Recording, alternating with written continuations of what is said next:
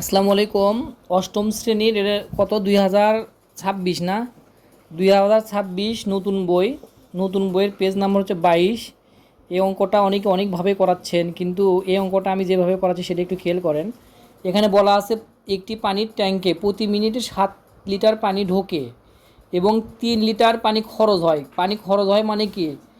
পানি তাহলে খরচ হয় মানে পানি বের হয়ে যায় 3 লিটার, তাহলে পানি থাকে কত? তাহলে পানি যত থাকবে সেটার সাথে 12 মিনিটে, তাহলে কত 12 মিনিট পর ট্যাঙ্কিতে কত লিটার পানি জমা হবে, অর্থাৎ প্রতি মিনিটে 7 লিটার পানি ঢোকে এবং প্রতি মিনিটে 3 লিটার পানি খরচ হয়।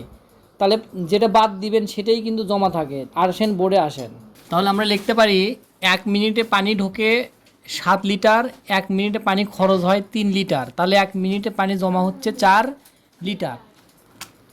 তাহলে বইয়ে বলা আছে 12 মিনিটে কত লিটার পানি জমা হবে, তা না? অতএব লিখতে পারি 12 মিনিটে পানি জমা হয় 4 × 12 লিটার। 4 কত হচ্ছে 48 লিটার। উত্তর কত হবে?